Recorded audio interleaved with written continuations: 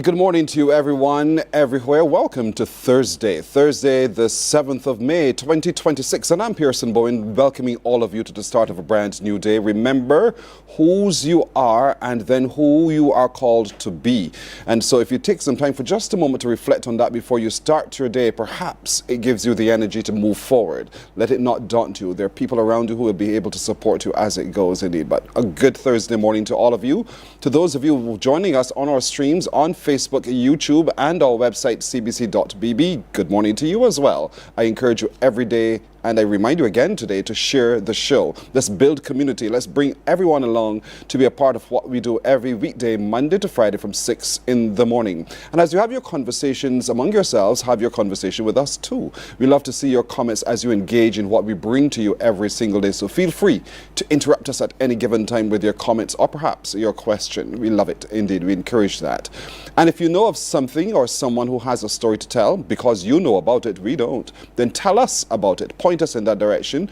And so you can send us an email. That email address is right there. It's Mornin Barbados at cbc.bb. And we thank you for partnering with us to be able to bring to you every day interesting areas of conversation and interesting people who have a story to tell. So we encourage you to continue sending us your email, morninbarbados at cbc.bb. It's Thursday.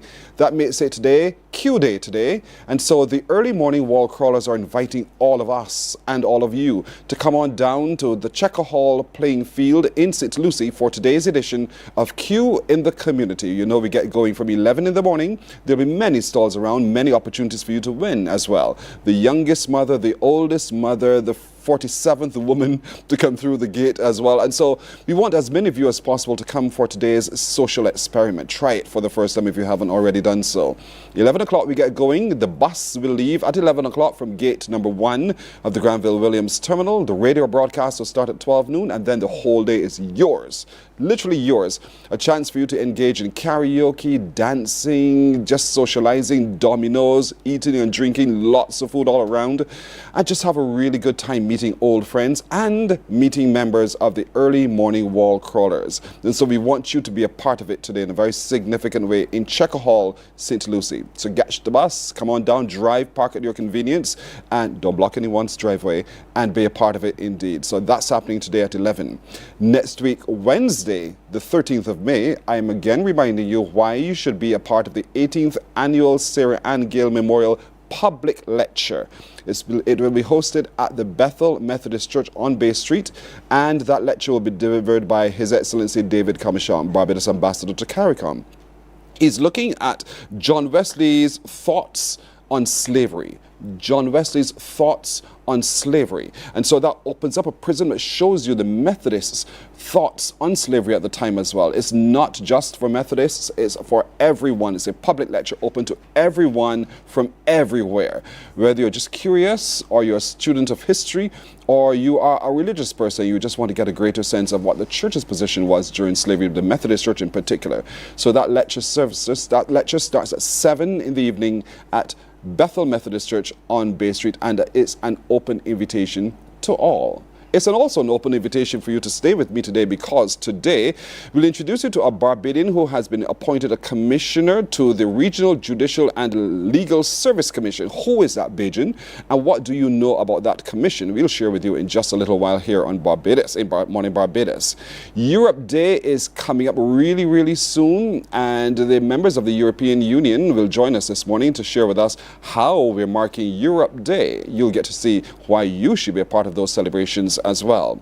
This morning we want to look at the beauty of the monarch butterfly. We've seen butterflies for decades around, but are you noticing that you're not seeing as many as before, particularly the monarch butterfly? And if you don't know what the monarch butterfly looks like, we will show you today, and we'll also introduce you to some children who are embarked on a project to be able to ensure that we're able to reproduce more of those monarch butterflies. They're absolutely beautiful and stunning. So We'll talk about that as well today. The Kiwanis Club of Barbados in action will join us as well today. They are engaged in a literacy program through reading, and so that activity is approaching. And they'll tell us a little bit more about the work of that club, plus what that initiative can bring to our society. And the major winners of this year's Barbados Entrepreneurship Foundation $20 Challenge will join us. Yep, we'll meet that young lady who is not just the Entrepreneur of the Year, but who has the export potential as well. And so she's won 2 awards. We'll meet the Teacher of the Year, and we'll also meet that inspiration, that person who has worked with a number of them to be able to help them achieve all that they've achieved indeed. So there's a lot to stick around for, positive reasons why you should stay with us on Mornin Barbados. 6:30 after 6. We're right back after this break. Morning, morning, morning. Good morning. Good morning to you.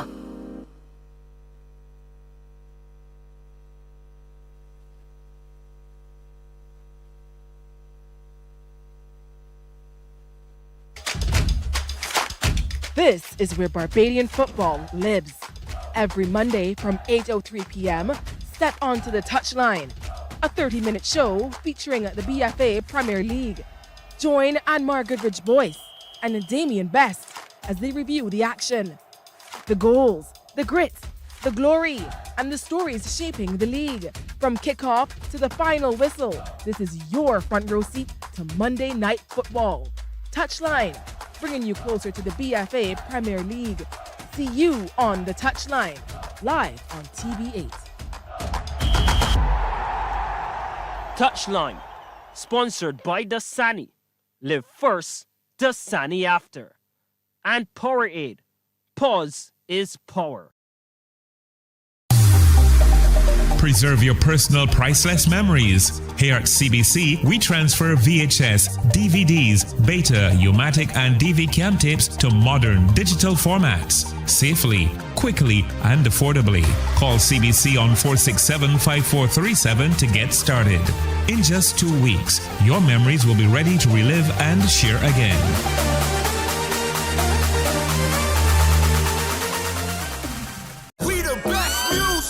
Are you ready to turn it all the way up? Morning, morning, morning. Good morning. Good morning to you. We're 8.5 minutes now after 6 o'clock this morning, and I asked you at the beginning of the show the question, what do you know about this commission that we'll talk about now? And who is this Barbadian who has been appointed a commissioner? It's a very familiar face and a very familiar name. As a matter of fact, when I discovered that I had to talk to this person today, I kept thinking, is this person related to the person I know? No, it is the person who I know indeed. And so I'm very thrilled today to introduce you to the latest commissioner to the Regional Judicial and Legal Service Commission in the one and only person, Anthony Olton. Good morning to you, Commissioner Olton. Who's that person? Exactly. That's what I asked at first. But Commissioner Olton, it's good to see you. Congratulations, first of all. Thank you. You bring many years of experience, having founded and also operated at a certain high level in many organizations as well. Mm-hmm. What does that bring to the role you now assume? Wow. Life is a journey. So everybody knows Tony Olton and doing this and Tony Olton doing that. But I think this journey started in 1977 when I joined the Bridgetown Toastmasters Club. I treat that as my genesis, this capacity to engage, to be able to collect your thoughts, to be able to share your thoughts, and have confidence around the sharing of your thoughts, how to engage others and build consensus, etc. I think that's where the journey started. Yeah. And now you're at this point in the journey. What did you have to do, or what caused them to recognize you, to appoint you on the 11th of March as a commissioner? Okay, so I was appointed commissioner to the commission on the basis, the term is ex officio, because since 2019, I've been serving on our local, it's called the Administrative, General and Professional Service Commission, previously known as the Public Service Commission. So I've been on that commission since 2019, and then I got appointed to the chair in 2024 on the death of our former chairman. Mm-hmm. Yeah. So I'm appointed to the commission as a result of being on the commission locally. I got you. And so, but for those who are watching who are thinking, but what is this commission all about? What is it? What is the work of the Regional Judicial and the Legal Services Commission? Little known, but critically important to justice within the Caribbean. The Regional Judicial and Legal Service Commission is that buffer that sits between the political class and jurisprudence. Our essential role is to maintain the independence and the integrity of the Caribbean Court of Justice. So we're responsible, for example, the appointment of judges to the court. We will initiate, we will execute, and we will make decisions around who gets appointed to the Caribbean Court of Justice. The exception there is the appointment of the president, where we make a recommendation to the heads of government. But apart from that, when I first got the invitation, I was surprised because it came to me personally from the court. What is that about? So everything in my head said to me, before you make another step, you need to do the right thing. So I had to obviously make contact with the Prime Minister's office to get their blessing, or to at least alert them. But that in my head demonstrated the effort to maintain that distance between the political class and the jurisprudence. How many people comprise that particular commission? There are currently 12. There are 12 of us. Seats are reserved for, obviously, jurists. Seats are reserved. One seat is reserved for a member of a regional, that is, a member state Judicial and Legal Service Commission. One seat is reserved for a chairman of a public service commission. Barbados is serving, so I notice I say Barbados is serving this time around because Belize, it was their turn next, but they weren't quite ready. They weren't in a position to fill the seat, so then they deferred to Barbados. You said turn, and so... Term, yes. Term. Yes. And so it changes every... Right, yes, so I'm currently serving a 3-year term. A 3-year term. The commission, yes. With the possibility of retention to return? No, they will pass on to another Caribbean state, yes. I know you're talking about being the buffer between the CCJ and governments, and you're working in terms of appointment of certain legal positions. Yes. How busy is the commission really? Because we don't quite see how the wheels turn beneath. And yes, so that is why the commission is hardly known, hardly talked about, but as they pointed out, fills this very critical role. How busy? We meet formally once every 3 months. But that's the formal meeting, but there's a lot of work going on behind the scenes. So it's not just the appointment of judges, it's the administration of the court generally. So all the administrative responsibilities, the HR function, etc., devolve to the commission. Does the commission shape policy? Does the commission... Which policy? I'm going to say within the context of the realities of today's Caribbean, and say, okay, you're looking at the qualification of an application for someone to move on to the bench. And so is that looked at within the prism of what is today's reality and the kinds of skill sets you're looking for to respond to today's realities? Clearly, you need justices who are themselves of very high standing, who have demonstrated certain levels of competence, and are able to best interpret the revised treaty of the Shagaramas, because a lot of the work of the court, the central work of the court, revolves around the revised treaty of Shagaramas. So the court will hear in the first instance those matters that relate to the same revised treaty, but it also serves as an appellate court. So it's called a court of first jurisdiction, where matters come before it, where it makes decisions to the revised treaty. But it also serves as an appellate court. So it has this dual role that it serves. Our role, we don't get involved in the decisions of the court. Our role is to ensure the effective, smooth running of the court and the independence and integrity of the court. By appointment? By appointments, yes. Is there any other way in which you add value to the work of the CCJ? No, like I said, principally it's around maintaining that independence, ensuring that those persons who move to the bench bring high standing in terms of integrity, character, and in terms of their understanding of the treaty and the ability to make informed decisions around the same treaty. What's the duration between application and acceptance to the thing? You mean of the Department of Judges? Of the judges. So I've not. So I only joined the commission I'm only. You're curious. So I only joined the commission on the 11th of March. I had our first meeting, my first meeting on the 11th of March. So I'm now to understand those deeper inner workings. But you come with the vast experience in people, understanding people, emotional intelligence. I know we've been talking about this for feels like centuries now, because the information is so critical and so rich. How does that experience you have, do you think, could influence, that may be a strong word to use, but guide the thinking in terms of how... Of the commission? Yes, in that first meeting, there were a number of matters that were discussed, and I was able to have some input into the ultimate decisions that were made. But as I said, it's consensus. So you make your points, you can make your contribution, again, drawing on that experience, and it goes where it goes. It's just a pretty large commission, about 12 or so of you. And so where they're drawn from, I know they're drawn from within across the Caribbean. Yes, across CARICOM. But who's on the commission, do you know? By function, like I said, there'll be practicing jurists, retired jurists, persons like myself, persons from civil society. So the commission is made up of a broad spectrum of Caribbean citizens who bring their own experiences, their own training to bear in the decisions that the commission is going to make. And it's a significant arm of jurisprudence in the Caribbean that we should not ignore. It is a significant arm of ensuring, I keep repeating myself here, of ensuring the high standing of the Caribbean Court of Justice. Our job is to maintain as best as we can, or seek to maintain as best as we can, that high standard of the court. And I'm glad you're repeating, because I think it needs to be said over and over again. And so we have a greater understanding, I believe, now of the work of the Regional Judicial and Legal Service Commission. But what's going to happen to Tony after this? Does Tony still be Tony for all of us? We'll take a break here. We'll come back and ask that question in a moment. Sure. Morning, morning, morning. Good morning. Good morning to you.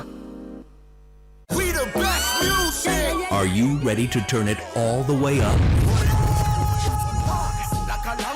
We make you feel good. Your #1 party station. Non-stop hits and the latest trends in music, fashion, and everything lit. Hit us up on socials at 981 Barbados on IG and 98.1 The One on Facebook. This is your world, your playlist, your station. 98.1 The One.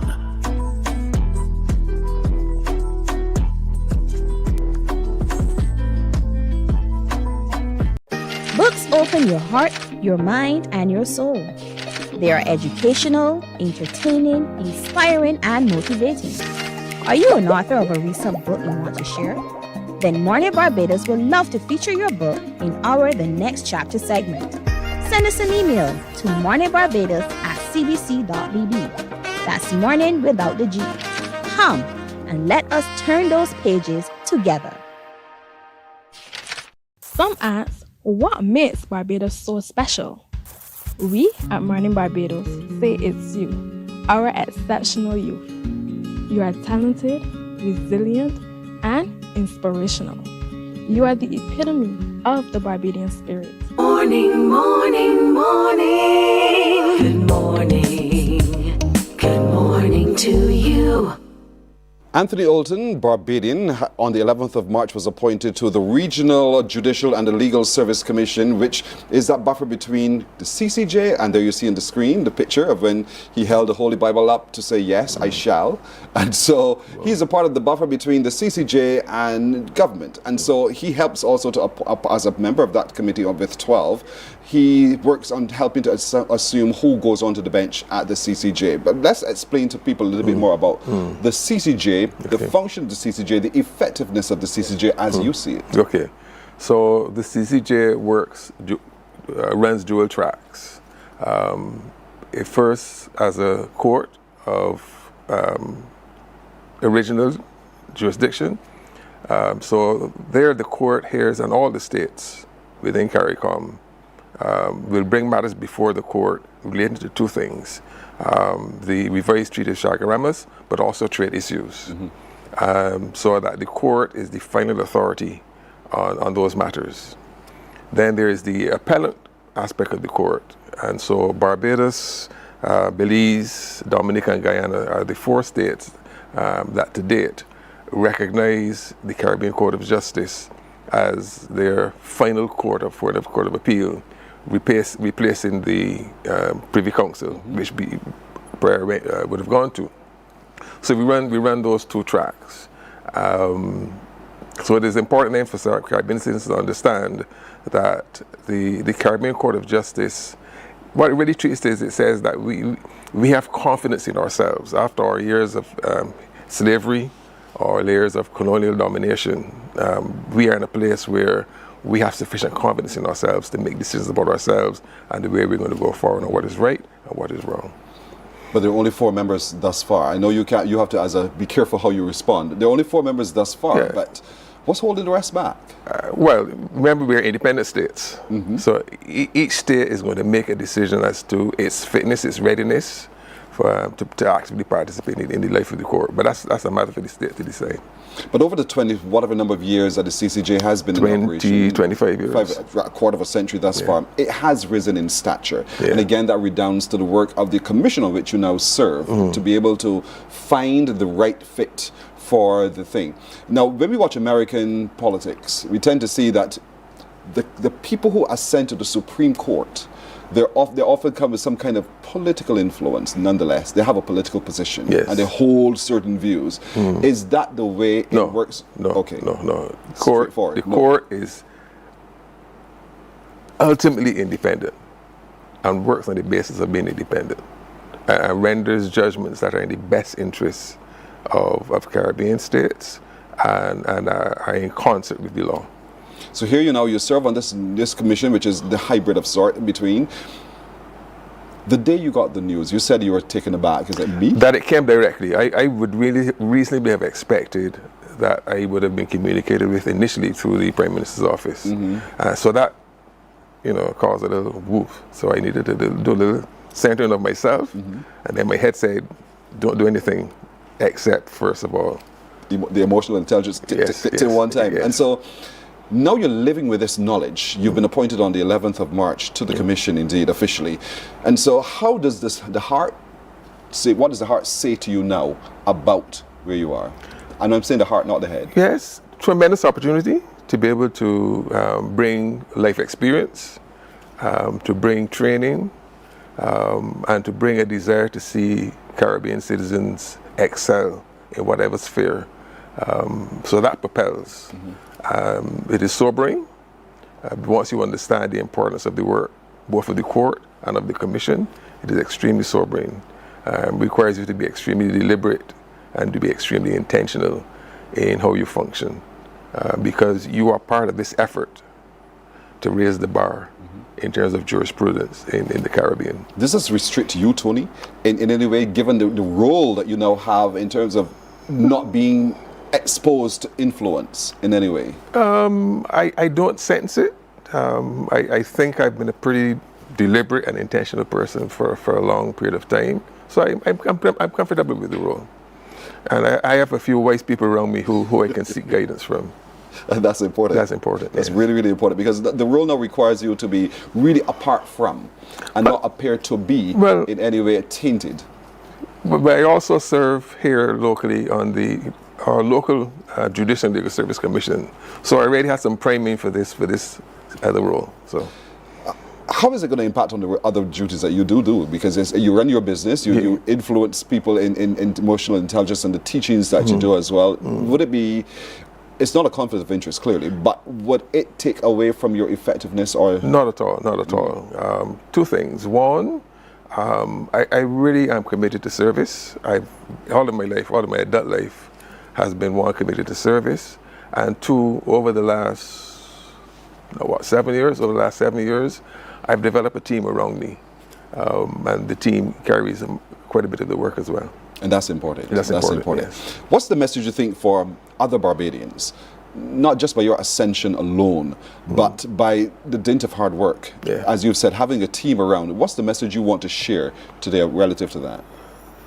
That you never walk life in a straight line, but once you understand that we were put on earth to serve others, once you understand that you can't have influence in other people's lives without doing this deep work on yourself, and once you understand that this too shall pass, then you'll be at peace, and you live in the moment, and you do the very best that you can with that moment, in that moment. You do the very best that you can in that moment every time. But that's all it is. All life is a series of moments. Recognize the moment for what it's worth and bring your very best. Do the very best that you can, not get ahead of yourself. Because oftentimes we allow our heads, as we say, to grow.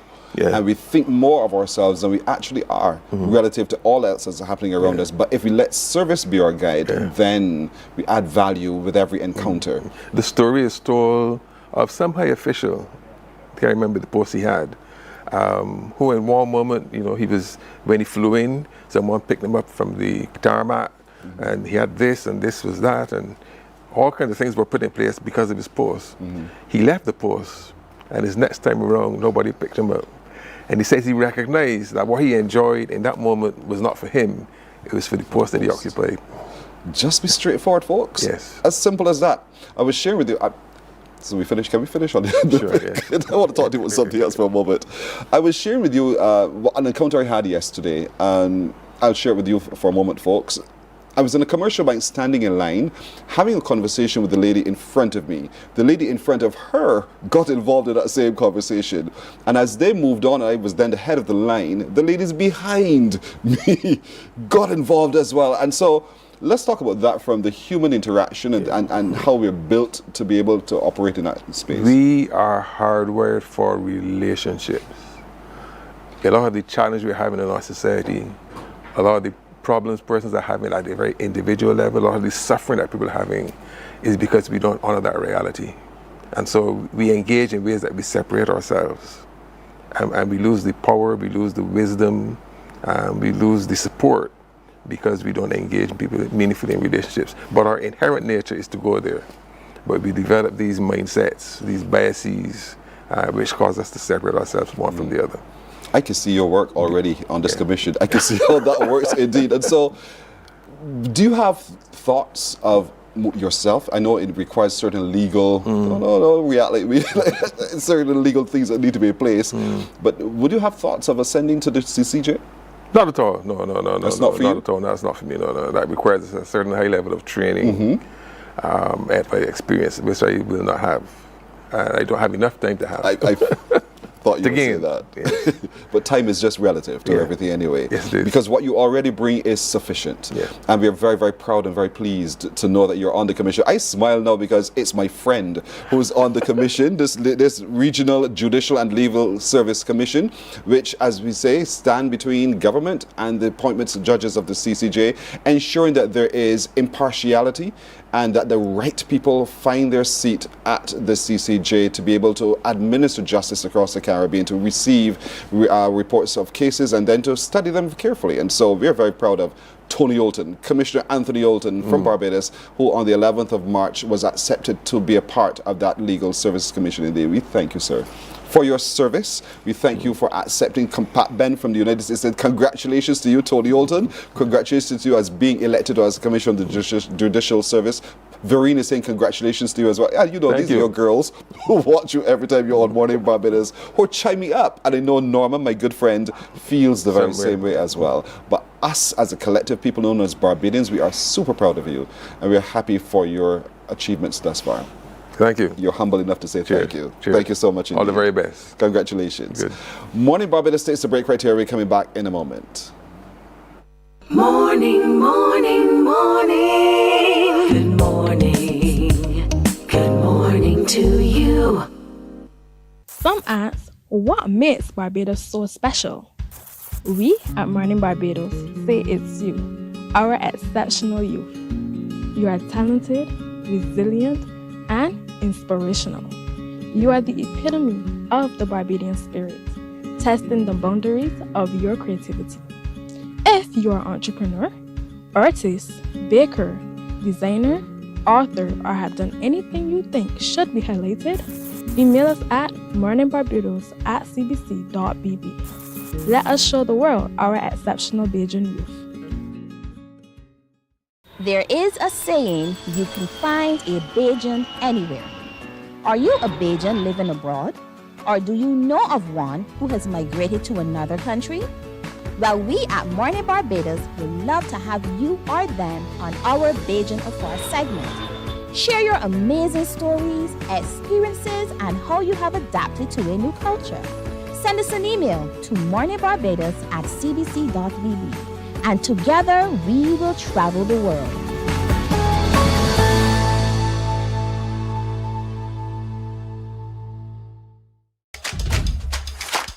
This is where Barbadian football lives. Every Monday from 8:03 p.m., step onto the touchline. A 30-minute show featuring the BFA Premier League. Join Anmar Goodrich Boyce and Damian Best as they review the action. Morning, morning, morning. Good morning. Good morning to you. We're 29 minutes now to go to 7 o'clock, as I'm so pleased to be joined this morning by the European Union and Spain. If you put it that way, then you feel I've traveled far. But it's all happening right here because there's a strong relationship between Barbados and the European Union. We have delegations from all over the world, literally, who are in office right here, whether they're resident or non-resident. So Barbados benefits in a very significant way from that relationship. But that relationship is also being built by people who are at work in Barbados on behalf of the respective destinations from which they come. And so this morning, sitting with me is the European Union, the head of the delegation of the European Union in Barbados, Ambassador Fiona Ramsey. Good to meet you again. Good morning. Nice to be back. Thank you so very much for coming. And Her Excellency, I'll say the whole name first, Maria Cristina Perez Gutierrez of Spain. She is the non-resident ambassador of the Kingdom of Spain to Barbados. Good morning to you as well. Good morning. Thank How you. did my Spanish do? Fantastic. You pronounce it better than I did. Thank you so much for being so gracious indeed. Because we're here today because we're looking at Europe Day and activities surrounding the celebration of Europe Day.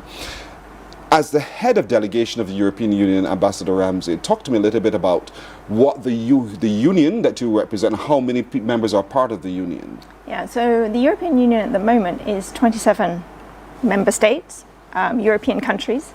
But we actually started with 6. We started with 6 founding members back in 1957, and we've expanded since then. And we have 9 countries also looking to join the European Union.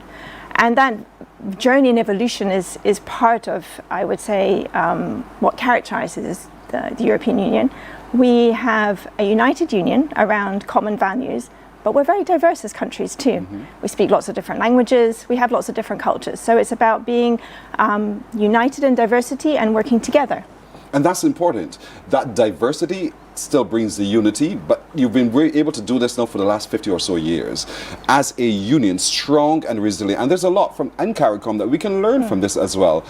How much of what you do as the European ambassador to the CARICOM influences how you see CARICOM works? So I think what the European Union tries to do in its partnerships with partner countries and regions is to put our values and principles into our cooperation, into our partnership. And that partnership's a lot about listening and sharing also our experience of regional integration.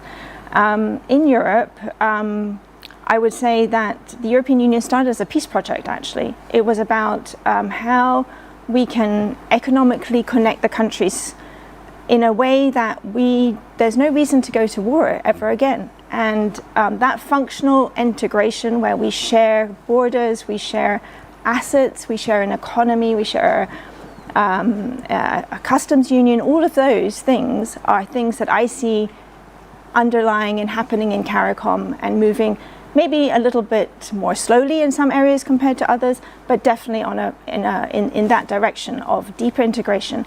And why is that important? Because we've found in the Union that when you work closely together, you become stronger, as you mentioned, and your economy grows because you're not just dealing with a small country, you're dealing with the region as a whole. And I think that gives a bigger voice on the global stage, but it also provides a bigger area for trading, for economic growth, for opportunities for young people to move around and work in different places.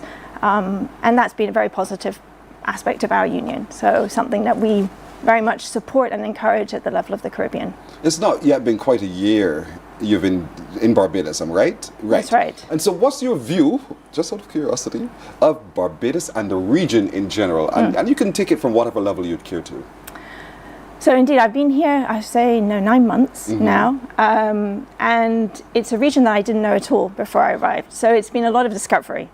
What I can see is a region that actually has very many similarities in terms of values around democracy, human rights, equality that we have in the European Union. So we start from very similar perspectives on the world. We, as a region, I see very strong work on climate change adaptation, climate change, fighting climate change. Again, something that the European Union cares a lot about. So there's a lot that where I think we can work together, which is fantastic actually, particularly as ambassador. You want to have places where you can collaborate together. Yes. And what I see at the moment though is I see a region under a bit of stress. There's a lot of powers in the world, geopolitical powers, and this moment is not an easy moment, I would say, for the Caribbean. Starting from the action in Venezuela at the beginning of this year, through to now, and I think that that is something that we need to talk about. The region needs to talk about, and I know they are. The leaders are talking also about security, but it's not. It's perhaps we've seen the discussions in CARICOM as well. I'm not. I think the region has to work to keep its unity, if I can put it like that. And that's fair. That's a fair comment. Ambassador Perez, how long have you been in Barbados now?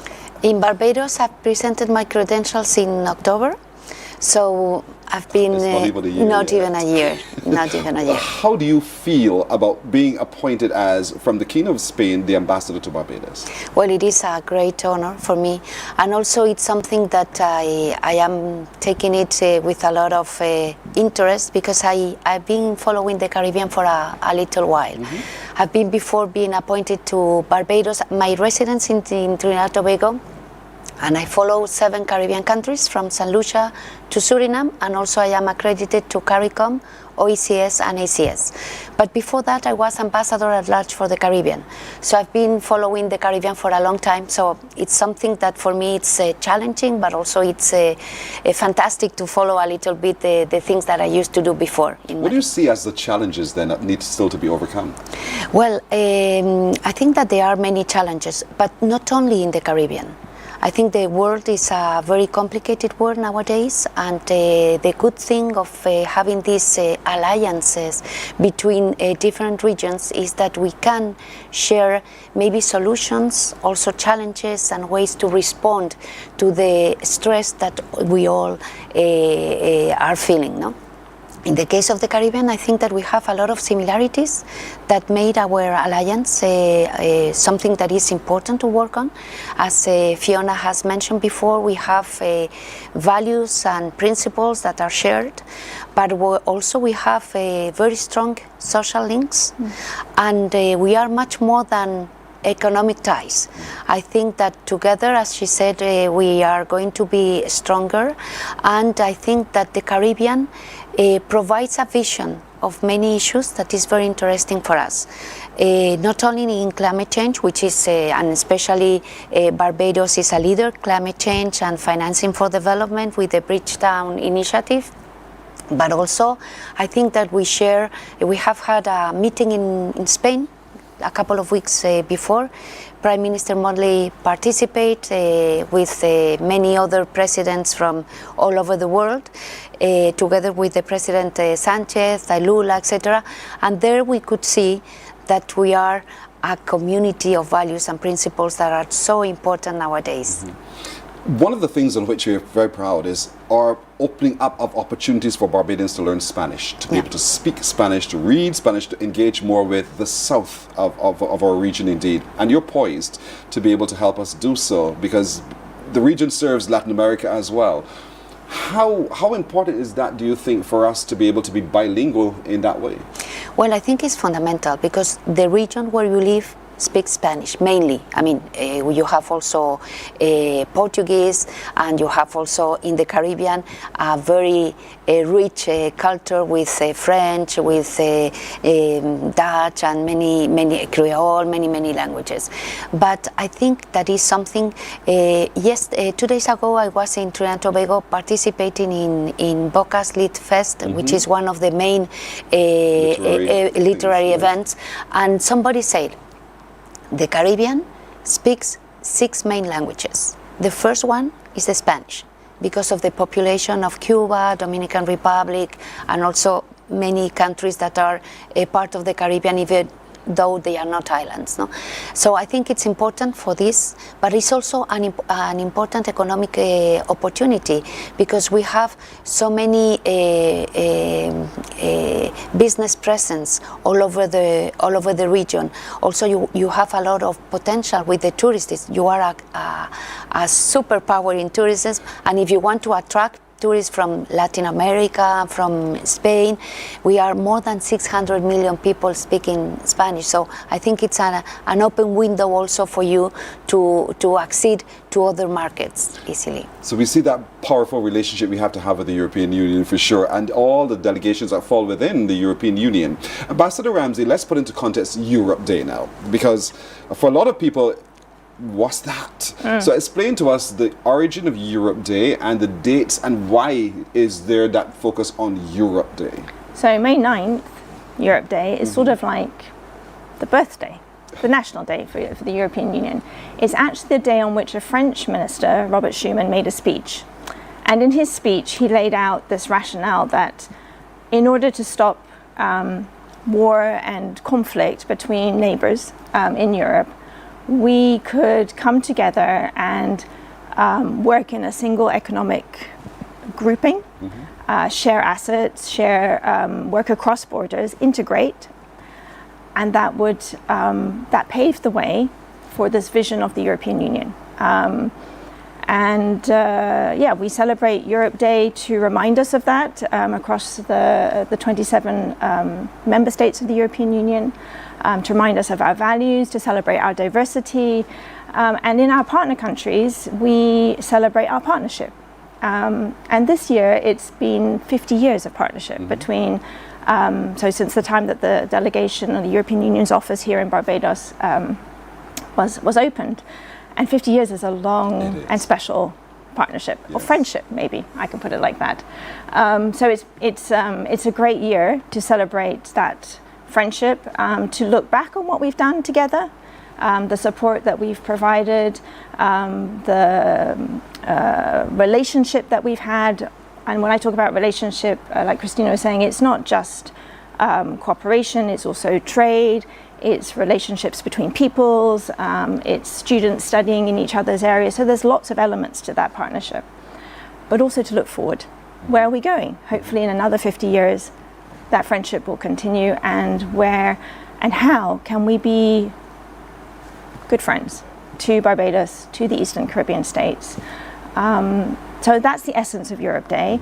And around the world in different countries, we celebrate it in different ways, but we always mark the 9th of May with a celebration where we play the European anthem, the Ode to Joy, we have the European flag, and we remind ourselves about this incredible, I would say, when you look back on it, journey of bringing 27 very diverse countries together under common rules, common procedures, common principles.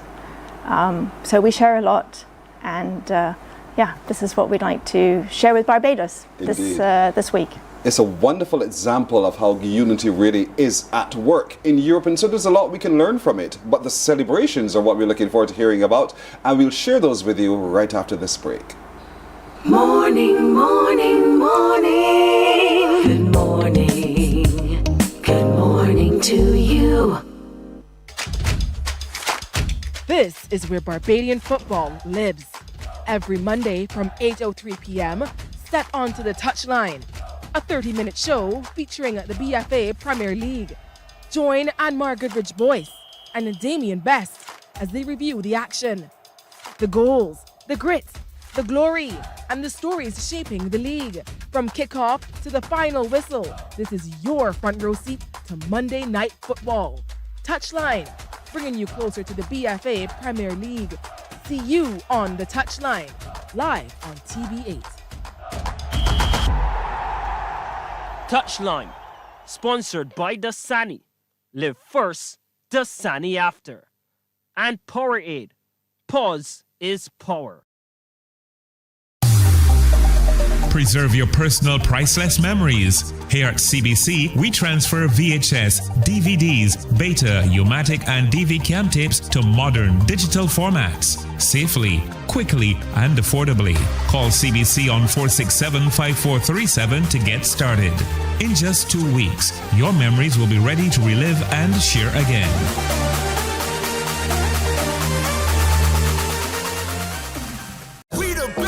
Morning, morning, morning. Good morning.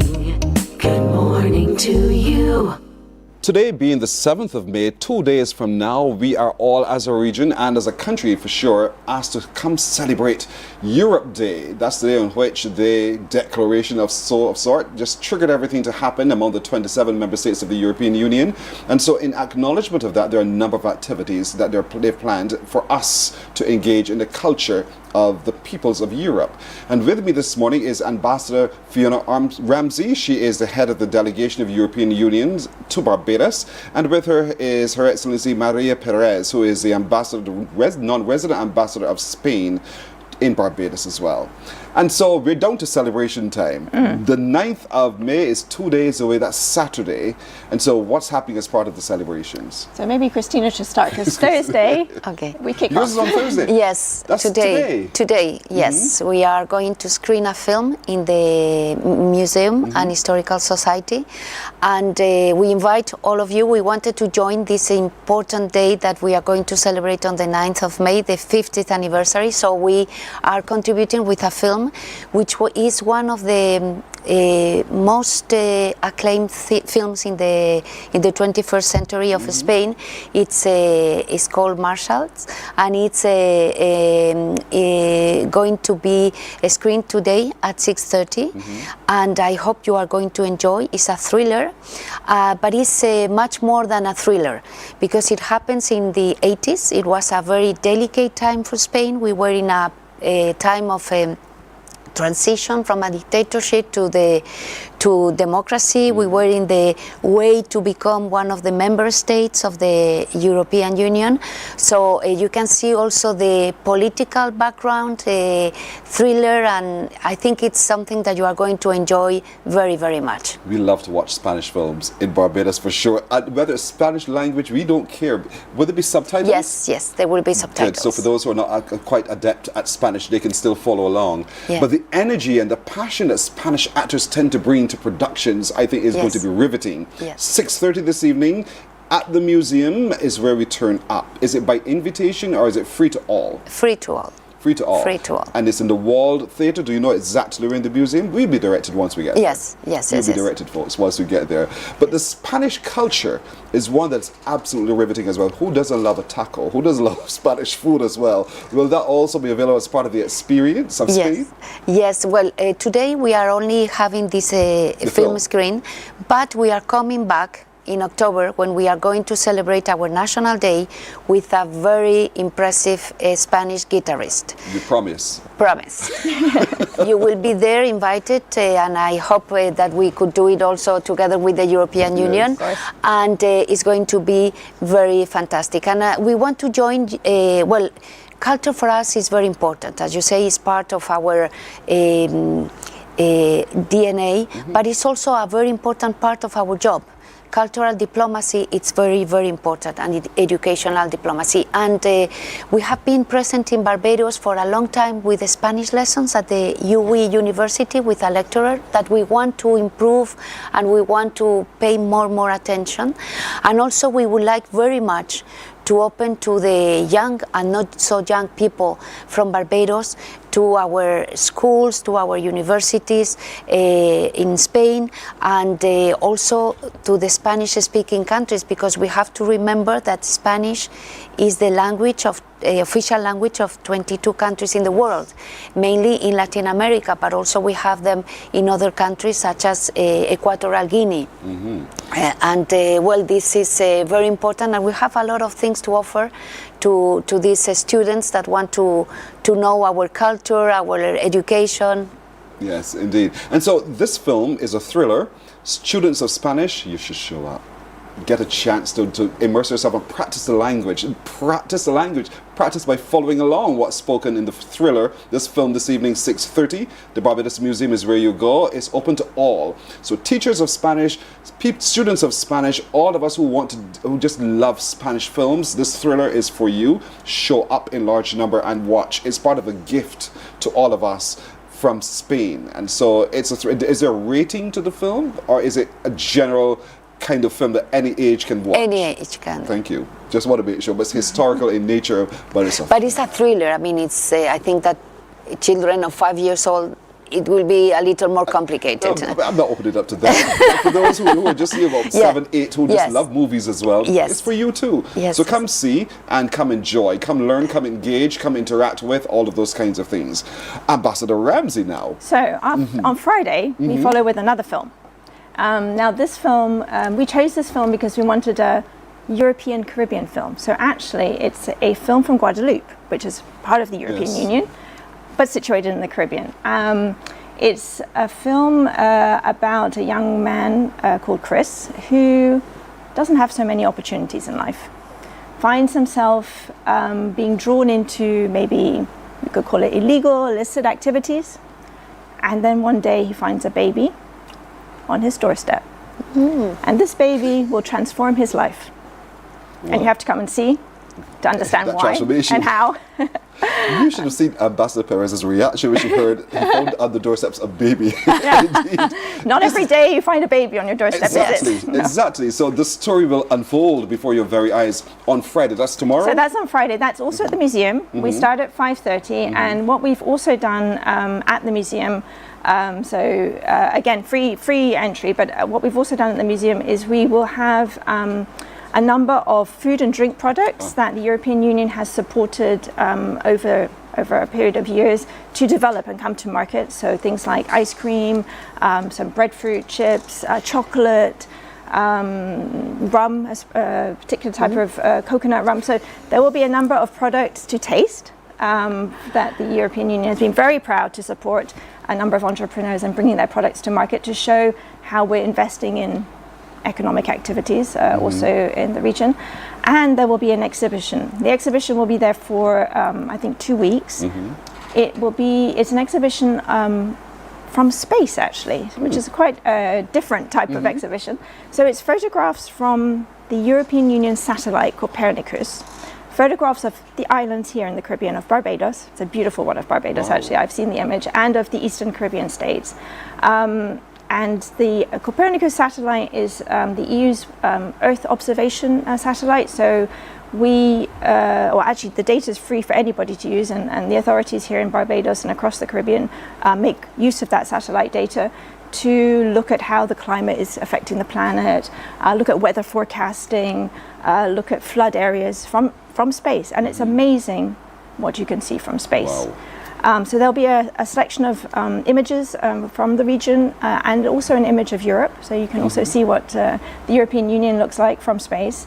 That will be on at the museum as well. So a number of things to see, to taste, and a movie to watch. Indeed. On Friday. What a weekend planned. I love it. Starting today, Thursday, 6:30 at the museum is where you go to watch the Spanish film, which is a thriller indeed. It also documents the struggle and the change that came to democracy in Spain. And so then on Friday, we go for that Guadeloupean love story, Baby Found on Steps. And it changes his life forever. But is that change positive, negative? Who really benefits, the baby or the daddy? And what caused that to happen? Why was a baby placed on his doorsteps in the first place? What was the relationship like? It's a love story. And you know how French people do it too, you know, with the music and everything else that supports the emotions. It's going to be a thriller, and that too will also be a very interesting one. But while there, you stay, eventually you have a couple of weeks for the museum. Yes, I think it's 2 weeks for the exhibition. For the exhibition, where you from space will see images of us and the Caribbean and the European Union nation states as well, and it's stunning. So we want you to also show up for that exhibition, but also on Friday you get a chance to also look and see some of the products made specifically for this market. And so you see the ingenuity, how they've taken things, the breadfruit from here, to be able to design chips with a different flavor, a different twist, and everything just accessible. So every great reason for you to celebrate with the European Union as well, through that cultural immersion into what the people of the European Union are able to do for us and with us using our products and services as well. This is fantastic. And you also mentioned the gateway in terms of the work of the European Union, how it can enhance our challenges in the region as well, climate change and a whole host of other things that we're tackling as well. And also, I should have mentioned on Friday morning we'll be going to St. Giles Primary School. St. John Primary School? St. Giles. St. Giles Primary School. Oh, just not too far from here. Not too far. And what's that about? So we have a program where we've helped equip schools across Barbados with outdoor learning centres. Recognizing that sometimes the excitement of learning is outside the classroom, not always inside the classroom. So we'll be handing over officially one of those outdoor learning centres. We've also, in a number of schools, helped resurface and redo the road tennis courts and facilities to help engage young people in this national sport and help them hopefully develop into top players. And because of the 50 years, we have this goal this year to plant 50 trees. We planted some trees at Graham Hall Nature Sanctuary a couple of weeks ago. We'll be planting one at the school, maybe more than one, I'm not sure actually. And that's something that we will carry on throughout this year of 50 years.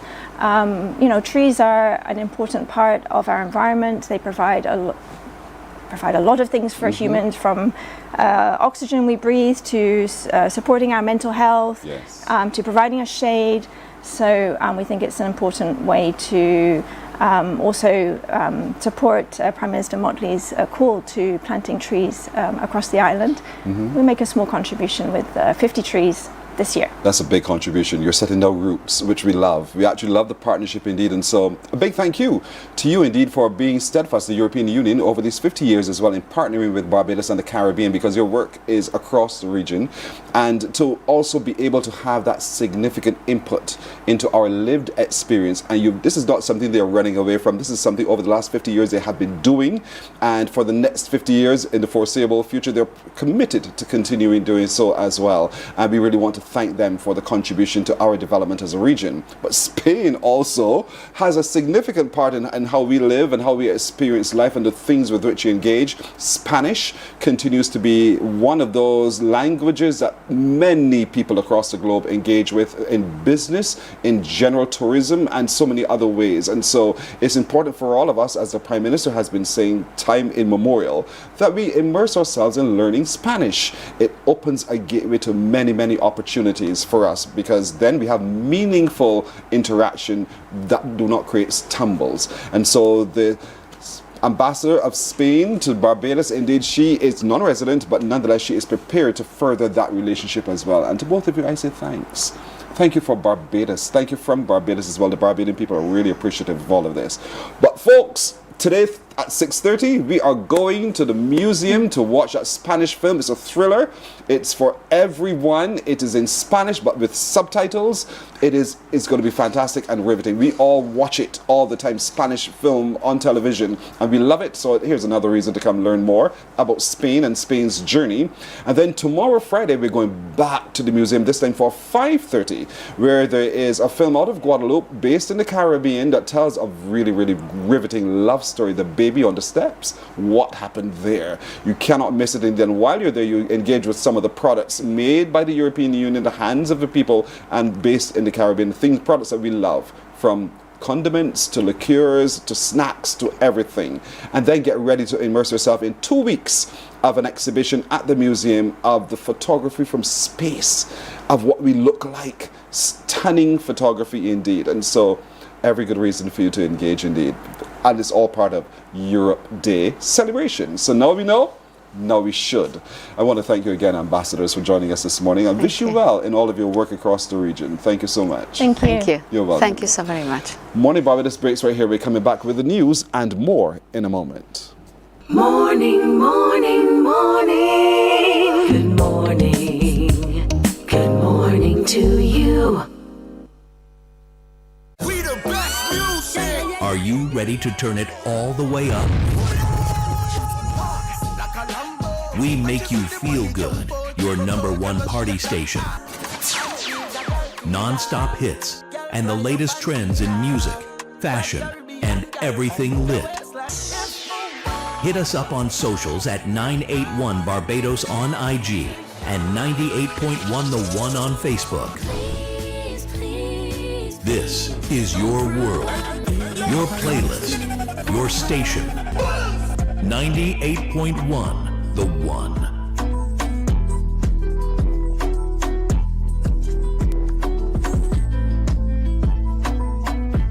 Books open your heart, your mind, and your soul. They are educational, entertaining, inspiring, and motivating. Are you an author of a recent book you want to share? Then Mornin Barbados would love to feature your book in our The Next Chapter segment. Send us an email to morninbarbados@cbc.bb. That's morning without the G. Come and let us turn those pages together. Some ask, what makes Barbados so special? We at Mornin Barbados. Morning, morning. Good morning. Good morning to you. A look at the news now. Tourism officials are reporting an increase in direct airlift to Barbados from other source markets, despite Spirit Airlines' closure stopping connecting flights to the island. Just 3 weeks ago, Air Canada announced direct service to Barbados from Halifax, followed by last week's announcement of Air Transat of their direct service to Barbados from Montreal, Quebec. Both airlines will commence these direct services in December this year. Barbados Tourism Marketing's Director for Canada, UC Skeet, says his team continues to be very intentional with their efforts in the market. More specifically, as it relates to Quebec, we have been very focused on continuing to build and strengthen our relationships with the travel trade partners, ensuring that our marketing and sales activities align with the evolving travel preferences of the Quebec traveler, and of course, positioning Barbados as a destination that delivers both on authenticity as well as value. The introduction of this new service will also ensure that we are reaching Air Transat's loyal customers who are looking for new destinations, and for us, ensuring that Barbados is that preferred destination of choice.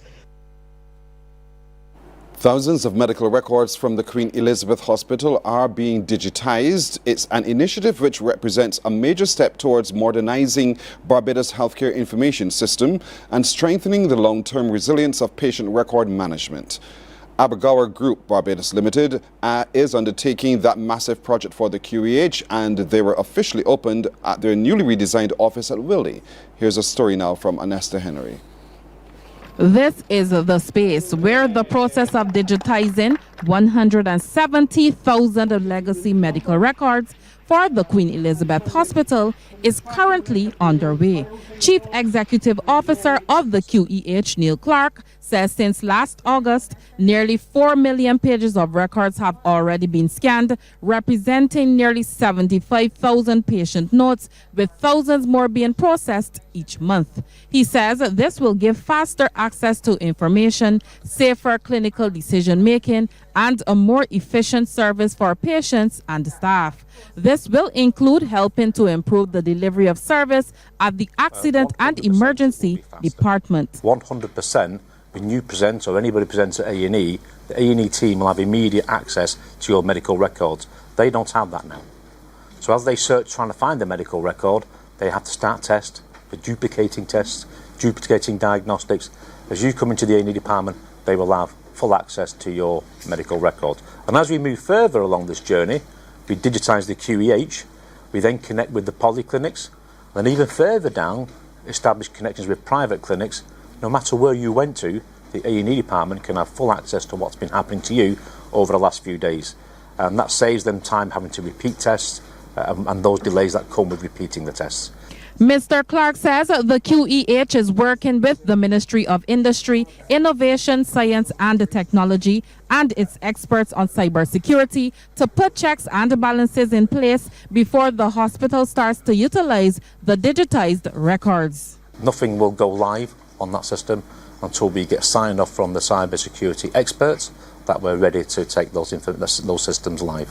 The Arbor Goer Group Barbados Limited has already invested in excess of £400,000 sterling in the Barbados economy by way of jobs and supporting infrastructure, and is committed as a strategic partner to helping Barbados to transition to a modern digital state. Founder and Chief Executive Officer Robin Pryor is giving Barbadians the assurance that the company operates in accordance with international standards for data security, confidentiality, and operational integrity. None of the information we're processing is available anywhere else except here and our backup systems. So there's no access, there's no knowledge, there's no ability for MD to get into any of the information at all. We are also registered as an ISO 27001 company, so basically we have to be audited every year, and we're checked for all our processes, procedures and data security, and everything is within our control and nobody else. Plans are in place for the hospital's medical staff to start using the digitized medical records by year end. Onesta Henry, CBC News. Well, residents in the Pine and surrounding communities are being encouraged to take charge of both their health and safety. This follows a community outreach hosted by the Barbados Police Service. Deanza Roberts now reports. Residents trickled in at the Delisle Bracha Resource Centre, where the Barbados Police Service's Pine Community Outpost hosted a community health and safety fair. From free health screenings to information on HIV, cancer and community development, the initiative brought essential services directly to the people. Alex Hall, Sergeant in the Barbados Police Service and officer in charge of the Pine Community Outpost, says it's about bringing the community together in a positive way. We've partnered with several agencies present, the Heart and Stroke Foundation, the Barbados Cancer Society, Community Development and the HIV/AIDS Commission. And the idea is that we've partnered with these agencies to bring the services of these various agencies directly into the communities. As community officers, one of our key functions is to find initiatives and bring them into the community that will benefit the community. And in the meantime, and in doing so, improve relationships between the residents and the Barbados Police Service. The officer explained that the Neighborhood Watch is one initiative that they're looking at implementing, one that he says is critical, especially in communities impacted by criminal activity.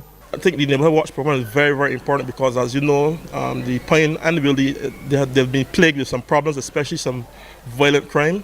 And the Neighborhood Watch program can be very instrumental in tackling some of these crimes by encouraging residents to play a more active role in helping the police solve crime.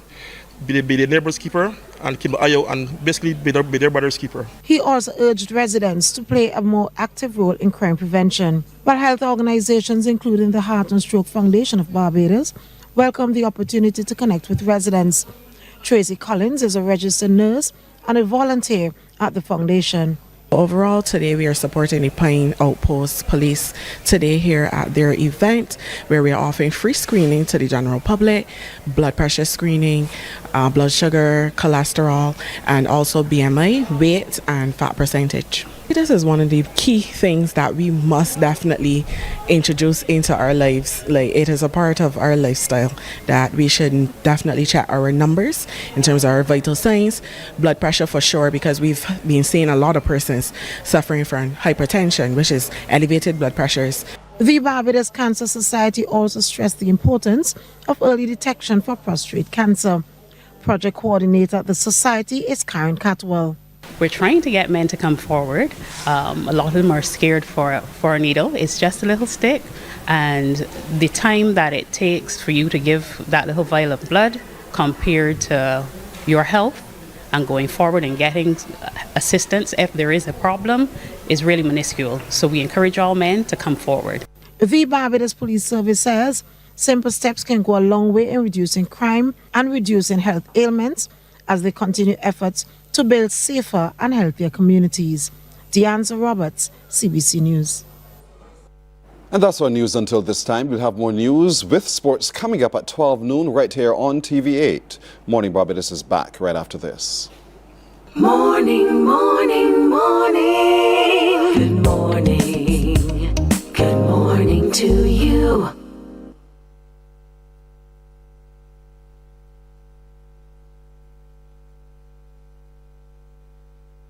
Some ask, what makes Barbados so special? We at Mornin Barbados say it's you, our exceptional youth. You are talented, resilient, and inspirational. You are the epitome of the Barbadian spirit, testing the boundaries of your creativity. If you are an entrepreneur, artist, baker, designer, author, or have done anything you think should be highlighted, email us at morninbarbados@cbc.bb. Let us show the world our exceptional Bajan youth. There is a saying, you can find a Bajan anywhere. Are you a Bajan living abroad? Or do you know of one who has migrated to another country? Well, we at Mornin Barbados would love to have you or them on our Bajan Affairs segment. Share your amazing stories, experiences, and how you have adapted to a new culture. Send us an email to morninbarbados@cbc.bb, and together we will travel the world.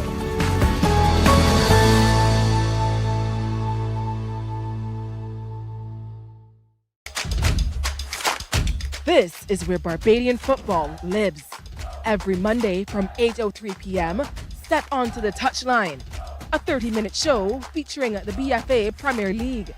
Join Anmar Goodrich Boyce and Damien Best as they review the action, the goals, the grit, the glory, and the stories shaping the league. From kickoff to the final whistle, this is your front row seat to Monday Night Football.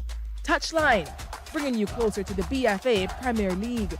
See you on the touchline, live on TV8. Touchline, sponsored by Dasani. Live first, Dasani after. And Powerade. Pause is power. Preserve your personal priceless memories. Here at CBC, we transfer VHS, DVDs, Beta, U-matic, and DV cam tapes to modern digital formats. Safely, quickly, and affordably. Call CBC on 467-5437 to get started. In just 2 weeks, your memories will be ready to relive and share again.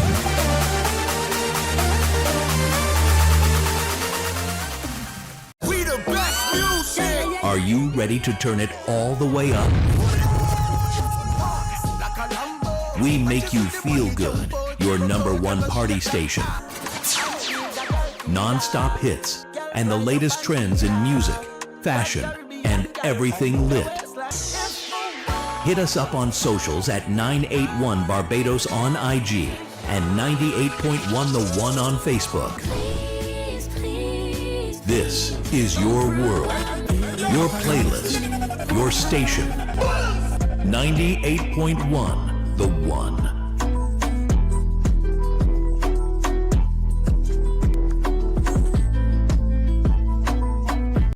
Books open your heart, your mind, and your soul. They are educational, entertaining, inspiring, and motivating. Are you an author of a recent book you want to share? Then Mornin Barbados would love to feature your book in our The Next Chapter segment. Send us an email to morninbarbados@cbc.bb. That's morning without the G. Come and let us turn those pages together. Some ask, what makes Barbados so special? We at Mornin Barbados say it's you, our exceptional youth. You are talented, resilient, and...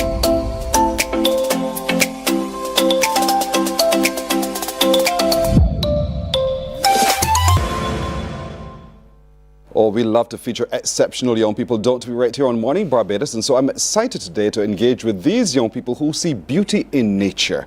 And they see this as education. And I think when we take and we have those conversations on education, we have to look at different ways in which children learn, people learn, and find different approaches. Thus, the Big Little Academy has adopted this particular position. I love it. I want to hear more about the ethos in just a moment. But the head facilitator and administrator is with me, Carrie Ann Waith. Good morning to you, Miss Waith. Good morning. With her is the stunning Reese Chatterton Charles, who's a parent as well. And you're the parent of Cameron? And yes. Right. So Cameron, good morning. Good morning. How do you do? I am great. Oh, I love it. You're so positive indeed. I can't wait to hear more of your story in just a little while. Across from me is Micah Drates Ford, who's also a student. Micah, good morning. Good morning. Don't let Cameron know, do you? But good to have you as well. And the former student who's moved on to secondary school is Gabrielle Charles. Gabrielle, good morning to you as well. Good morning. Oh, good girl. You and Cameron can handle this together. Fantastic. Now, Miss Waith, talk to me a little bit about the contradiction, Big Little Academy, and what you're designed to do and how you approach education generally. So Big Little Academy is, well, we were established in 2024, and it was really a response to the overwhelming outcry from parents during COVID. Lots of children would have dropped through the cracks. Started to drop through the cracks during COVID, the online learning, and a lot of children who would have found it very difficult to operate online were really struggling. And I would have seen the outcry on social media, and I said, you know what, you have something that you can offer to these parents. And I sat down one night and I came up with a whole plan of what kind of intervention we could do, we could undertake for these children who were really, really struggling. And I just put it out there to a few parents, and I said, well, let's see what happens. And the response was amazing. The response was amazing. So we got it started, and really and truly what Big Little Academy is a micro level response to a problem that we have in education.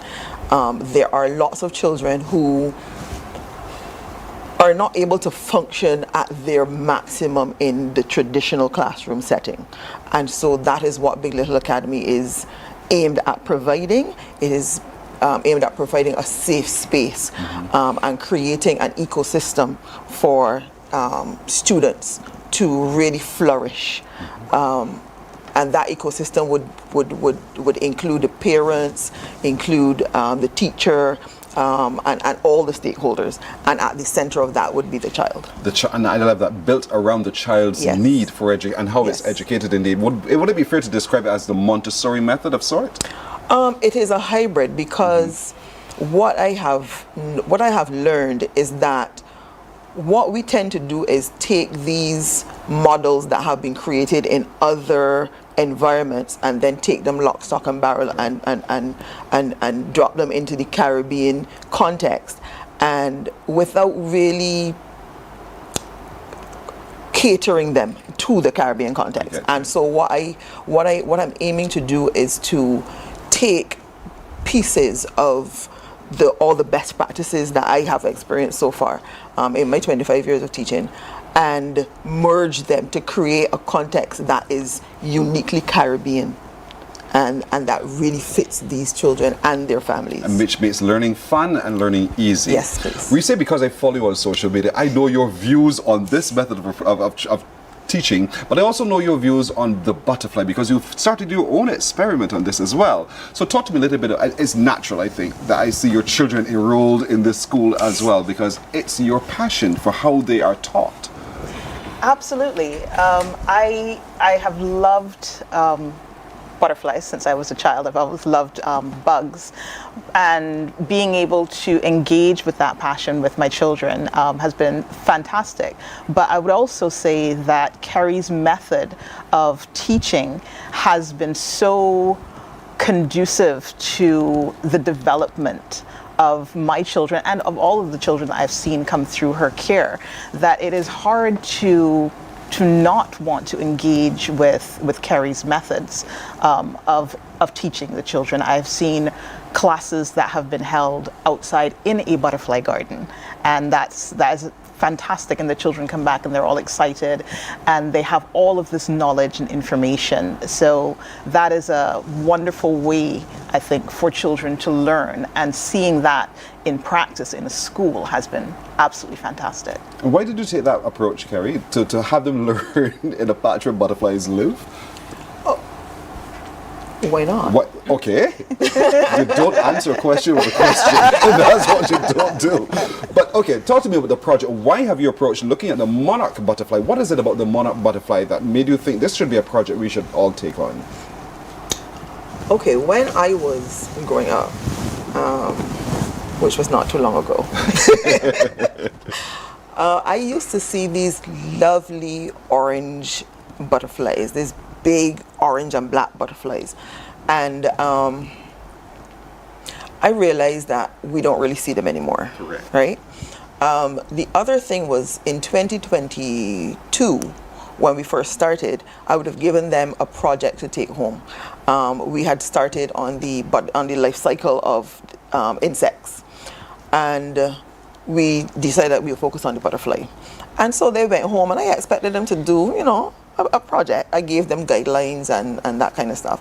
I mean, they came back, they were so excited about the fact that, teacher, we found this, and here are the pictures of the butterfly, and we did a field guide and all kind. And I was like, a field guide? There was one child who has moved on from us. He was very, very vocal, very verbal, very animated, but he was not good with his motor skills were very poor, and that was one of the symptoms of, you know, what was ailing him. And his mother said, Auntie Kerry, he would not allow me to do anything. He came back with a flipboard. Wow. It had all kinds of materials made into caterpillars, and then he had he made his mother create a puzzle, a butterfly puzzle, and it was so amazing. And I was like, what is this? And they were so excited, and they were actually the ones who said to me, Auntie Kerry, I think we should do a bigger butterfly project. Wow. So yes. Cameron, did you think that way as well? You think we should do a bigger butterfly project? Me? Yeah. Yes. And why? Why should we do a bigger butterfly project? Why shouldn't we? I get another answer to a question with a question. Yeah, you tell me though, why shouldn't we? Why shouldn't? What have you found? What have you discovered by this project? One, that that butterflies are environmental indicators, and they help tell you if the environment is healthy. So the less butterflies you see around, the unhealthier your environment is. Wow, you're just like your mother, so smart. So very smart indeed. What about you, Micah? What have you done in the project, and what have you found by doing your study in preparation for the project? I find that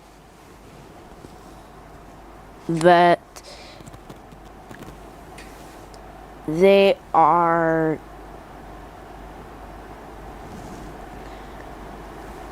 Take your time.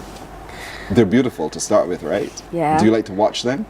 Mm-hmm. Do you love the color of them? What is it about butterflies that excites you? I like their entire life cycle mostly. Oh, you like the cycle. So, okay, if you like the entire life cycle, tell me, how does it start? It starts with an egg. Mm-hmm. The little egg is so tiny. It's probably tinier than a pebble. Yes. And then it turns into was it a baby larva? Mm-hmm. But I think it's a baby larva, and then it goes into a caterpillar, which a lot of us kill. Yes. Because we think they're disgusting. And then they pupate, and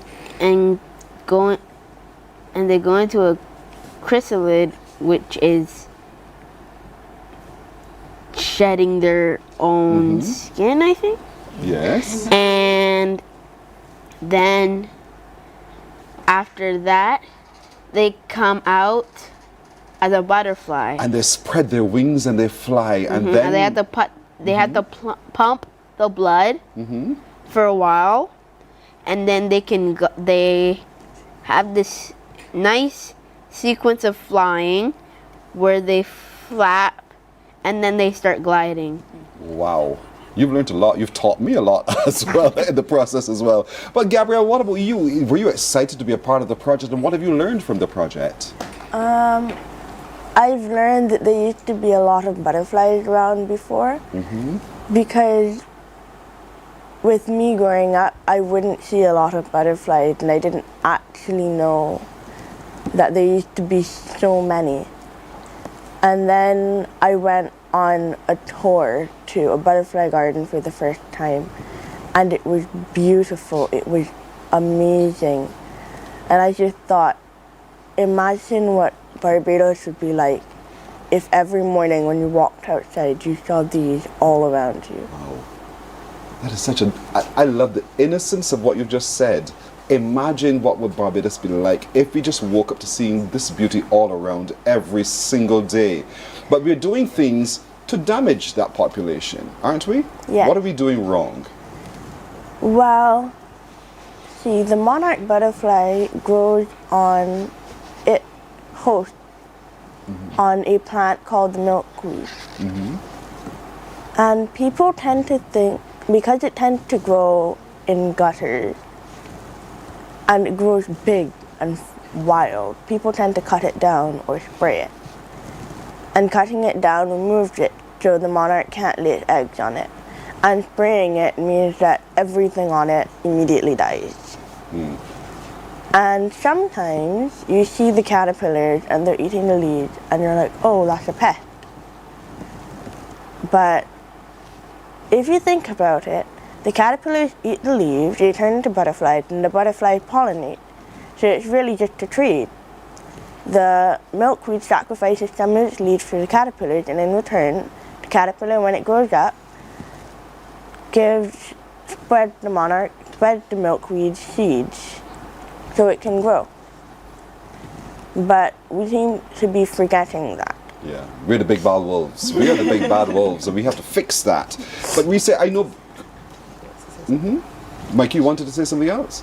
Go ahead. I was also saying something about when some people are interested in plants, and some just don't like the caterpillars eating milkweed. But at the same time, when they eat the leaves, then, well, the leaves have even more. So usually when you're like, I don't know, some farmers like trim them or cut off this part and that part, and then it grows a leaf there and a leaf there. Same with the butterfly, same with the caterpillars. They do the same thing. Right. Out of the mouth of babes, adults. really the big bad wolves. I know you've done the experiment, Reese, where you've watched the transition from the egg into the different stages before the beautiful butterfly flies. What advice would you give to Barbadians in terms of our getting back to appreciating the life cycle of the butterfly, one, and also the benefits that those butterflies truly bring to our ecology and biodiversity? Well, the first thing I would say is that we, as a population, need to maybe use fewer pesticides. I know everybody's going to have a little bit of a heart palpitation at that thought, but instead of using pesticides, it is actually possible to have beneficial insects in your garden that will actually help reduce things that are pests. Like, we try to encourage ladybugs in our garden because ladybugs eat aphids, and aphids, if you leave them on the plants, they will suck the sap out of the plants and the plants will die. We don't want that, so we encourage ladybugs. And then we have the caterpillars, we even have frangipani, and we have the frangipani caterpillars as well, because they're all pollinators, and pollinators will allow your plants to reproduce fruit and flowers. We always want more fruit. We always want to see more flowers, but we can't have more fruit and flowers if we keep killing off the pollinators. So what we have at home is actually a pollinator garden. So we have lots of flowers. We have lots of host plants for various pollinators, and keeping that cycle, keeping that life cycle, that biodiversity within your home garden can be very, very beneficial, not only to your own personal space, but to your neighborhood and more broadly for the whole island. So, and I think the children have really invested in the whole idea of having butterflies around. They're very accustomed to mommy saying, "Oh my gosh, look, there's more eggs on the milkweed outside," and we all run outside and we count the eggs. She'll message me at I see what she does. 6:30 in the morning. I've got 91 eggs. Let's go get some. I saw caterpillars. We saw caterpillars. You want to go get some? And we went and collected like 15, 20 caterpillars off of some random milkweed somewhere. And the funny thing was, the next morning when I drove past that place, the milkweed had been cut down. Because as far as they were concerned, this is a dying, ugly plant. So, and I'm thinking like, people love seeing the beauty of butterflies, but they're not really accustomed, I think, to seeing and appreciating the entire life cycle. So when they see the caterpillars, they don't like those, but they still want the butterflies, and you can't have one without the other. Yes. What a project indeed. One of the bigger aims of the project is to actually create more larval spaces, as Cameron would have suggested to us, that we can actually distribute the plant. And so we've had a partner who prefers to remain unnamed, but some person has actually come on board with us and sponsored some of the aspects of the project. So one of the things that we're going to do is we're going to be raising milkweed plants and helping to create larval patches in different parts of the island. This is brilliant. This is brilliant. Would the public generally have an opportunity to engage with the project? Have you finished the project? I want to go touch and see and feel and watch. Or is it just a school's project? It is the children's project. It is a community project. So yes is the answer. Yes is the answer. Yes. In other words, work on it. Yes. I would also say that we have the giant tropical milkweed in Barbados that many people call French cotton. Yes. And it would be lovely, and that usually grows wild in fields. And I have seen some people have it in their gardens, in their yards, and I don't think as many people recognize that as the milkweed of which we speak. So that would be great if we could see more people have that in their yard and actually encourage the butterflies to be there. That's a fantastic call for all of us to take greater stewardship of our environment so that we can enjoy the beautiful things that Gabrielle wants us to wake up every day to see. The beautiful butterflies just flapping their wings and being a part of our experience as well. And it helps to calm the soul and calm the spirit and learn from the example of our children indeed. And what a way to do education. I love it. I love it indeed. You Big Little Academy. Big Little Academy online. On Instagram, yes. I know. Yeah. I had to do my homework. So Big Little Academy, taking a totally different approach to education indeed. It engages the children in nature and in life and let them feel and experience because they are the creators of tomorrow. And so in their greater understanding of how things work, they develop systems that allow us to be able to either protect or to enhance what we already have. And so I encourage you to get to know more about the project, the Butterfly Project indeed. We're waiting for that opportunity, as Micah promises, that we as a people can all come see, touch, feel, and learn from that project as well. But well done to each of you. Well done. Thank you. Indeed, it's the school as well. So carry on with Reese Chatterton Charles, Little Cameron, Micah and Gabrielle. Good job. Well done. Thank you so very much indeed. You're very welcome. We're back with more on Morning Barbados in just a moment.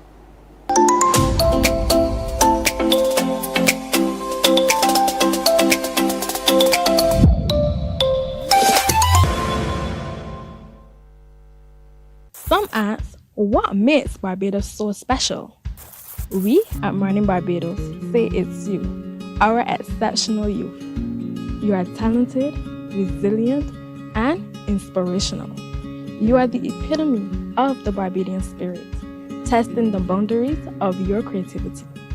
If you are an entrepreneur, artist, baker, designer, author, or have done anything you think should be highlighted? Email us at morninbarbados@cbc.bb. Let us show the world our exceptional Bajan youth. There is a saying, you can find a Bajan anywhere. Are you a Bajan living abroad? Or do you know of one who has migrated to another country? Well, we at Mornin Barbados would love to have you or them on our Bajan Afar segment. Share your amazing stories, experiences, and how you have adapted to a new culture. Send us an email to morninbarbados@cbc.bb, and together we will travel the world.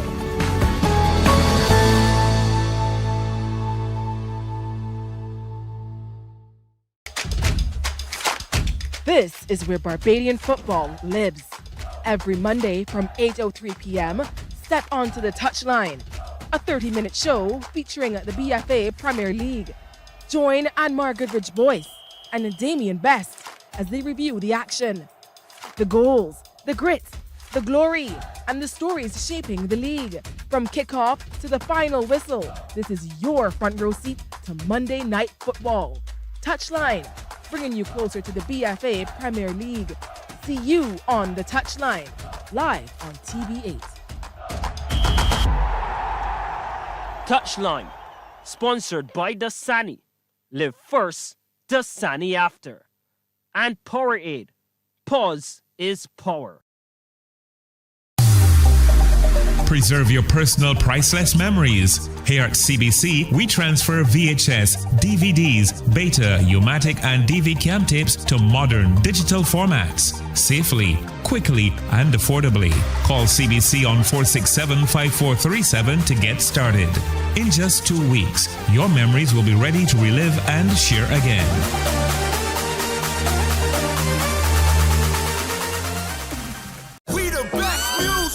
Are you ready to turn it all the way up? We make you feel good, your #1 party station. Non-stop hits and the latest trends in music, fashion, and everything lit. Hit us up on socials at 981 Barbados on IG and 98.1 The One on Facebook. This is your world.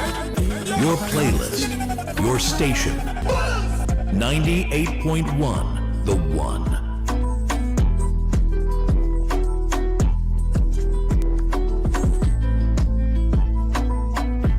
Books open your heart, your mind, and your soul. They are educational, entertaining, inspiring, and motivating. Are you an author of a recent book you want to share? Then Mornin Barbados would love to feature your book in our The Next Chapter segment. Send us an email to morninbarbados@cbc.bb. That's morning without the G. Come and let us turn those pages together. Some ask, what makes Barbados so special? We at Mornin Barbados. Morning, morning, morning. Good morning. Good morning to you. Let's get to the work of the Kiwanis Club of Barbados. In action. There you go. I have learned the chant too, because they're in action, and they're in action on Saturday, as a matter of 9th. Today's the 7th. Tomorrow's Friday. Saturday with a big event that we should all be a part of. And so joining me is the president, and Tracy McWatt. Next to her is Sherry Riley, who is a member and is also the treasurer. Correct. And your director is Mr. Kimar John. Good morning again to all of you. What's going on, Tracy? We are having a big storytelling event. We're wired for story. It's going to be fabulous. It's going to be fascinating. It's going to be an evening of entertainment. We have some big names. Mighty Gabby, Winston Farrell, Linda Dean, the summertime storyteller, Timur Howard. We have teachers, we have Toastmasters, we have consummate storytellers. Wow. When is it? Saturday? Saturday. Where is it? Queen's Park Steel Shed. What time does it start? 7, but doors open at 6. Okay. Is it free or costly? Costing something? It is neither free nor costly. It is the perfect price. It is $30. because we at Inaction are spreading Bajan books for our Bajan children. Typically, a book costs $30. Right. Tracy, you are so fun and so fun in your activity as well. And so it's a reading exercise, but at the same time, is Gabby going to be reading, Winston Farrell reading, or are they performing? Stories come in all forms. Okay, correct. They come in song, they come in poetry, they come in spoken word, they come like just how we're talking now. Right. That's right. So it's And just so storytelling. this is for the child or the adult or For every the ages? adult. For the adult. All right. I know, Sherry, you have also been writing. I mean, you Correct. brought along with me the Bajan Turtle Tale. Correct. Because you see the value of reading. Yes. So let's talk a little bit about what the mission of the Kiwanis Club of Barbados In action. All right, as it relates to reading. What are you doing? Because I know you're doing more than just writing. Right. So, part of the project, the reason why we're having this fundraiser is because we are raising funds so that we can purchase books from local authors and put in the primary schools and the nursery schools around the island. We've already, as you know, we've come here before to talk about our little book nooks, which are our comfortable reading spaces we have in the schools. To date, we've put over 90 in the schools so far, and we want to fill them with local books so the children would have something they could relate to and enjoy. And that's important. That's important because it makes it much easier and much more relevant to the child's lived experience to be able to pick up a book and see self, to read in the language that they understand and not some highfalutin whatever. And tell the stories because the Bajan Turtle Tale tells the tale of the turtle. And we have so many in our coasts all swimming all around us. And so we have that appreciation for nature, which is important. So the book nooks work. But there's also more that the club do. That's Kimar. Yes, indeed. So we actually encourage parents and teachers to read to the children. So not just provide them with the books, read to them, but don't just read, as you'll see President Tracy's animation to add that effect to it so the children could really engage with the story. And I think the advantage of having a Bajan storybook that tells you the story of Barbados, the times of old, the tales that your grandmother would have told us back in the day, that you can hear animated and feel as if you were almost there. You could feel as if you were in the kitchen stirring the cuckoo. Those kinds of things, right? So that's what we encourage, and that is the mission of the Kiwanis Club of Barbados in action to improve literacy and give the children these kinds of tools that they can, become better adults. And that's lovely, I think, and you're right. And it starts with conversations. You said, Tracy, I do this to my godsons often. We tell stories. Either I start a line and they tell the next line of the story, and on and on and on. We develop stories, but we do it in animation as well. I think that's important to the child's ability to interact with literacy and to be able to think on its feet and to be able then to reproduce that into meaningful language. And that's what your club is able to do. So do you have the readings done? Do you also go out and do the readings, or you just leave it to the teachers to do the readings? We go out and read as well. Every time we install a book nook, almost every time we read to the children. We've been reading these Bajan books and they are loving it. They're loving the book nooks themselves. We did a survey and the comments are beautiful. The children are loving it. They're more engaged because they're comfortable. Both the teachers and the children are loving it. So that's why we're building a whole ecosystem. Nice. The book nooks, the Bajan content, we're building what we call the Bajan book bag pipeline. And on Saturday at that storytelling event, we're launching it. Nice. And so it's on Saturday, 6:30. 7. Doors open at 6, but you got it right in the middle. Thank you. Right in the middle. Perfect. Get there for 6:30. Right. And by 7 o'clock, it all starts. Yes. And it's in the Queen's Park Steel Shed. Absolutely. With Gabby and Winston Farrell, Linda Dean, Ruth Amanda, Timon Howard, Stacia Burrows. Wow. You're a whole names lineup. That are big. Names that are big indeed. And you walk in, but you purchase some books that are going to be there as well, because your support of this goes towards the great work that the Kiwanis Club of Barbados is doing with libraries, book nooks, and teaching and encouraging our children to read as well. They're open to come read for you. And so if you want to, you can contact Tracy How? McWatt. Tracy McWatt.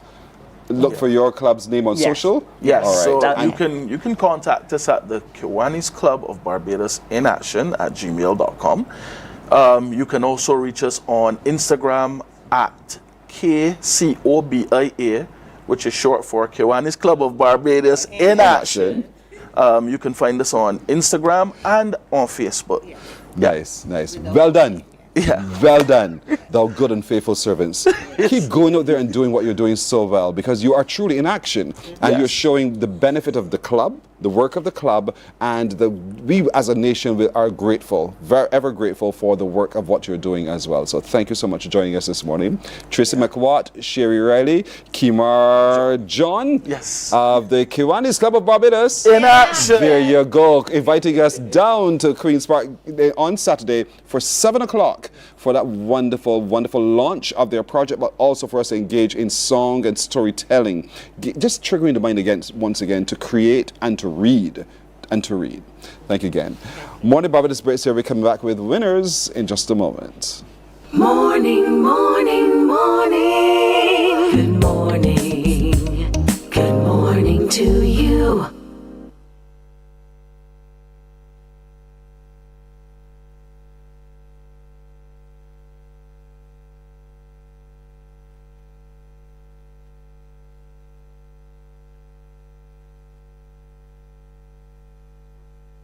Some ask, what makes Barbados so special? We at Mornin Barbados say it's you, our exceptional youth. You are talented, resilient, and inspirational. You are the epitome of the Barbadian spirit, testing the boundaries of your creativity. If you are an entrepreneur, artist, baker, designer, author, or have done anything you think should be highlighted, email us at morninbarbados@cbc.bb. Let us show the world our exceptional Bajan youth. There is a saying, you can find a Bajan anywhere. Are you a Bajan living abroad? Or do you know of one who has migrated to another country? Well, we at Mornin Barbados would love to have you or them on our Bajan Affairs segment. Share your amazing stories, experiences, and how you have adapted to a new culture. Send us an email to morninbarbados@cbc.bb, and together we will travel the world.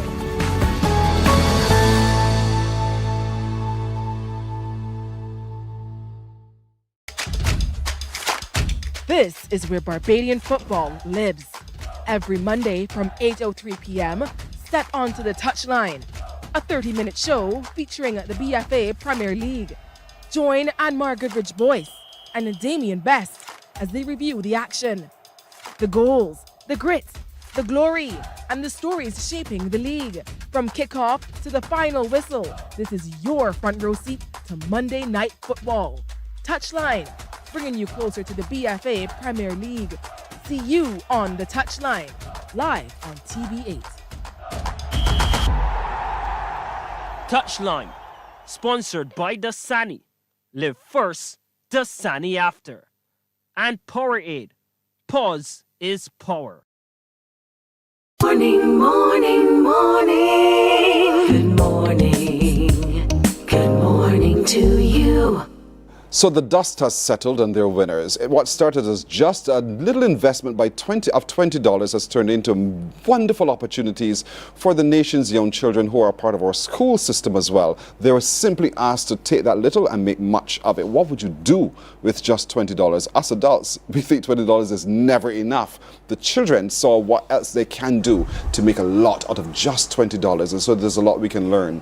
The winners are here with me, and so next to me is Ayobami Leon Springer. Ayo, what did you win? Pardon? Sorry, Ayobami Leon Barker.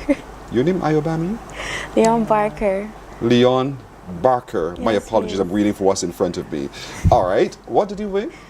I won Micro Enterprise of the Year and Export Potential of the Year. You're very quiet with your wins, though. Wasn't that special for you? No, it really was. It felt so rewarding to know that my hard work paid off and that my business is able to grow locally and possibly regionally. That made me feel so good, honestly. So you sat in the audience and you waited like everybody else, to know who is going to win these respective categories. And then they call your name for the Enterprise of the Year. That's the first one they called, right? That's not the first one? The first one was the one with the export potential? Yes, please. Lord have mercy. But to be recognized as a brand that has export potential, you never thought this happened to you, did you? I wouldn't say so, because as I said, it was me doing all the work. It was me looking at my product, looking at who's buying my product, looking at how I'm marketing it, looking at tasting them myself. So I know the potential my product had. So getting the award was really rewarding, and it just confirmed what I already, thought in my head. Not new, but I had a feeling. You had a feeling. Remind folks what's the name of your business and what you do. My business is Segu Blends. I sell protein shakes and blended shakes, which are convenient and filling. They can also be used as meal replacements. They have 35 grams of protein. I offer non-dairy and dairy options. Wow, and they think this has export potential. Yeah. Packaging and branding will be the next step, no doubt. You'll be working with the BIDC as well. What happens with this winning? There's actually a lot of prizes that goes into it. I have them here if you want me to read some, because I really can't remember. All of them, but surely for real. And so here it is now, you're also the Enterprise of the Year, beating out everyone else. Indeed. Do you feel like a businesswoman now? I feel like it's definitely a stepping stone into the reality of the business world, because you can do the challenge and then you can start. But I honestly see potential in my business, and during the summer especially intend to work on my business to increase my products I offer, to increase my brand presence, to increase my overall quality of my brand. And I really see the potential in it. So it just gave me the confirmation. You know what I mean? Like, you're a businesswoman now, and so you have a plan. You have a plan. So congratulations to you. Thank you. Indeed. Now, Katrina Lucas is a teacher of St. George Secondary School. Yes, I remember the farm. And the children kept saying that you were their inspiration. You took charge of everything. So naturally, you became the Teacher of the Year. In your support of all of this, you said hard work. Yes, Why do you it say was so? a lot of hard work, pushing them, making sure that they understand what is required of them, making sure that they know that they're representing the school, and we want them to represent well. Whatever we do at St. George, we try to do our best to represent our school in the most positive way. And so many positive stories have been flowing from that school in recent time. I'm so proud of you. You know this already. I've said it a million times on TV. Yeah. And so, are you into business studies, or did you just say, I'm going to help you all? Actually, I am not a business studies teacher. I have a small business. I sell natural juices. However, at our school, we have a program called the co-curricular. So every Friday, the last 2 lessons of the evening, of the day, we have these activities. So students are able to go into different clubs, and that is how I was able to launch the $20 challenge. So I used that opportunity to engage the students in this activity so that they will be able to be exposed to business at a more advanced level. So when those who want to be a part of the farm said, I volunteer to work along with you, ma'am, on the farm, how challenging was that, or how was it all easy to get them really into the dirtiness of the farm? Well, it wasn't difficult in terms of the farming. The difficulty came in getting them to work as a team. So because Tashay was the person who was doing arboriculture, and he's the one who was really into the farming, the others were not. But they saw his vision. He sold it to them, and him selling it to them, they were able to buy into it, and then they came on as partners with him. And so they learned a lot about business and how business operates, and how sometimes you have difficulties, but together we can all learn from each other. And so I think that's success indeed. And is the farm still going? Yes, it is. Is the plan to keep it going? Yes, it is. And the children feel the same way? Yes, they do. Yes, And so There's longevity. There's Yes, longevity please. from St. George Secondary. And so here it is, again, as a secondary school, you're engaged in something that most other secondary schools are not engaged in, which is business. Yes. And so I really commend you and the team there for being able to do so. And the little children. And there you are receiving your award. Were you surprised that you were called? Yes, I was. I paused for a good while because I was like, me? I couldn't believe it, but I am very appreciative because I know I worked hard and I really appreciate the acknowledgement. Would you do this again? Yes, I've been doing it for 4 years. For 4 years? Yes. And this is the first time you've been acknowledged as Teacher of the Year? Yes, please. You're doing something right. You're doing something right and well done. Thank you. But Paige, here you are. You've become the attendant to, no, you were the attendant to Dayton Griffith and to St. Gabriel's School as well. St. Winifred's. St. Winifred's. I know it's one of those, right? The ambassador, yes. The ambassador. Yes. And so talk to me a little bit about that journey. So I started in 2022. Celeste Foster, who is the program director with the $20 challenge, she actually, we were schoolmates. So she actually called and she asked me if I would be interested in being an ambassador. I said, well, you need to think about it. And so I thought about it, prayed about it, etc. And I decided yes. Because I do have a passion for young people and I like to see them succeed. And I was thinking, yes, I have something that I can contribute, so I will try. So I've been doing it since 2022, and I really do enjoy the young people. You know, you walk them through this program from beginning to end. So from ideation, how you create your business, moving it to execution. They have to do reports, so a business report written. If you get to the finals, you do an oral presentation. You pitch your business that you would do in the real world. It's a real world experience. And then you also have to tidy up your written report again and you submit it. And it teaches them a lot. It builds their confidence. They learn about financials, how to do income statements, how to do balance sheets. They go to market days and they sell their products to the public. So it really is a wonderful experience and you guide them through all of that process. As an ambassador though, how involved in terms of time were you, when you look at and you calculate the amount of time you had to spend? It takes a lot of time. It takes a lot of time. Yes. That is the truth. So what I did, this is the first time that I've done 2 schools because we were a little short of ambassadors. Right. So I would meet with St. Winifred's on Tuesdays at lunchtime. I would meet with Dayton Griffith on Wednesdays at lunchtime. I tried to make sure that everybody got the same attention. So as I said, it takes a lot of time. You take up your lunch hour, you go to visit those schools, you spend the time with the children. When it comes to reporting, I do a lot of video calls, especially if you get persons to the finals. So this year I had 2 persons in the finals, and we would have our meetings online. We would do WhatsApp calls so that we could get those reports in and get them done. And the teacher also was our great support. Right. So she also would do her part during the lunch hour as well.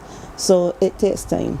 It takes time, but it was worth it. It is worth it. And I would like to give a clarion call to all of Barbados.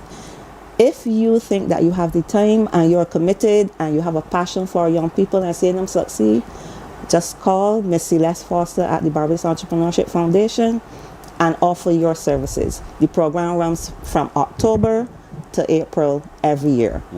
And it's a good investment in our young people indeed. It is a good investment. And Ayo says, yes, it takes time, but Ayo is pleased with the outcome, having put in all the time and the effort to develop her business, which is providing protein shakes and so forth. And I saw your reaction when you heard Miss Lucas say that she does natural juices. You're thinking of partnerships here in some way? Was that your reaction? If she has a market, you could also have the same market. You have to now begin to explore it in that kind of way as well. It's true. So I hope that very soon you take up the opportunity as the one with export potential to work. I know you'll be working with the BIDC for them to be able to make sure that you have all the documents in line and everything in line for export and to be able to understand what export involves. And so I'm excited for your future as well. Don't give up. Encourage your other friends, whether they be girls or boys, to be a part of the challenge going forward and to see what happened, the change. Just share with them the wonderful stories. only the wonderful stories, but keep it real at the same time to encourage them to be a part of it. All right, but good job, well done, well done. And Miss Lucas, stay on it. St. George Secondary School is now a school to be reckoned with, from sports, academics, and now the extracurricular activities and business. So keep that up. Well done to your team. I know your principal is probably watching. He's jumping for joy as well. I'm sure well done. He isn't giving up on the children. I know you aren't giving up as well. Paige, we know you don't give up on children either. And so I want to thank you too for being a part of the exercise. Thank you. You're welcome. So now we know the winners of the Barbados Entrepreneurship Foundation's $20 challenge for 2026. Get ready for the cast call for 2027 as well. But allow your children to be a part of it. There's so much that they can learn and experience by just being a part of the process. That's it for today. My little crew joins me in saying to all of you, have a terrific day. Remember, join us at Q, and we'll see you tomorrow if it be the will of the Lord. Take care. Bye-bye.